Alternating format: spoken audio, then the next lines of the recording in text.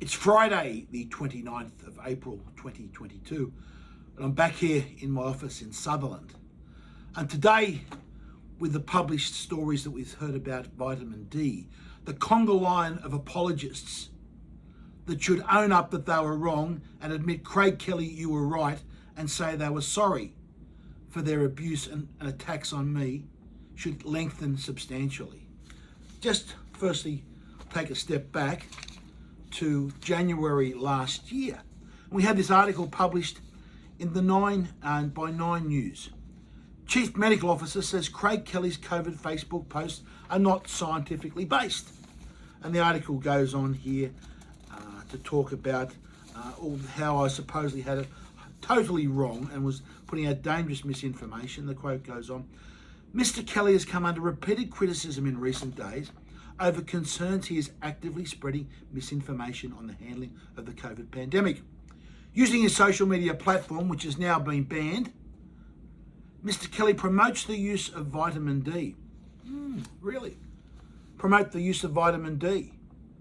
I only did so publishing the studies that have been published at the time and listening to global experts and professors that said vitamin D was absolutely essential because it could prevent COVID and avoid hospitalisations.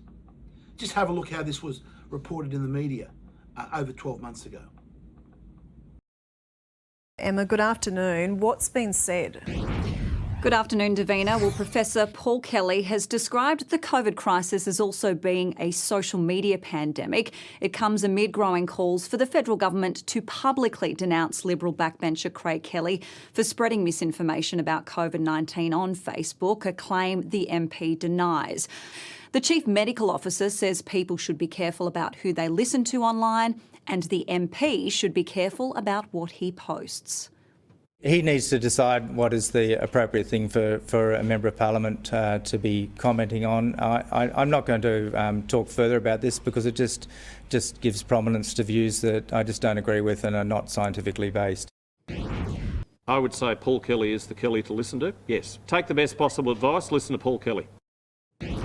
Labor has lashed out, saying Scott Morrison should show some leadership and stop Craig Kelly from spreading misinformation and conspiracy theories about a global pandemic. Davina? Emma, thank you. Now let's fast forward to today. Here we have a study, a peer-reviewed study, published in the Archives of Medical Research. The title of the study is Efficacy and Safety of Vitamin D Supplementation to Prevent COVID in Frontline Healthcare Workers, a randomised trial. Now this was for those that demand randomised trials. It was, quote, a double-blind, parallel, randomised trial conducted of frontline healthcare workers. Now in this trial, the participants were randomly assigned to receive either 4,000 international units of vitamin D or the placebo for 30 days. Now, what were the results? What were the conclusion of this study? Our results suggest that vitamin D supplementation in highly exposed individuals prevents COVID infections without serious adverse events, regardless of vitamin D status. There you have it.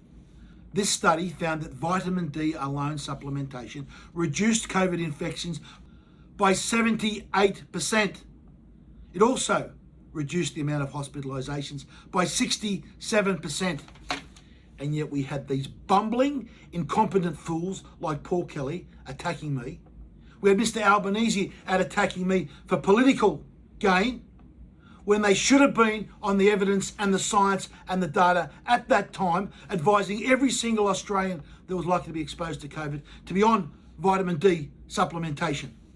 That we know on this study could have saved 78% of cases. And how many deaths? How many people have died because people like Mr. Albanese were playing politics, and incompetent, bumbling fools like that Paul Kelly refused to look at the evidence and was just a shrill for Big Pharma and the vaccination scheme. And yes, I'm cranky, and yes, I'm angry. Not because of what happened to me and me being abused and lied and misrepresented and defamed. What I'm cranky about is people have died unnecessarily because of fools and political fools. It is an absolute bloody disgrace. I'd like them to apologise to me, but who I really want them to apologise to is all those Australians that were sick and hospitalised with COVID. I want them to apologise to the family of every single Australian that died of COVID, that could have had a 78% chance of not even having COVID if they had been on vitamin D supplementation, as the study shows.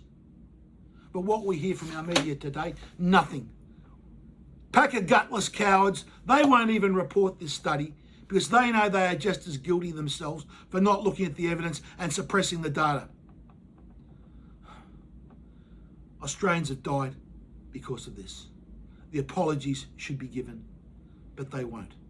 This scandal, this tragedy, this period of insanity, and this bleak, dark horror movie we are living under still continues.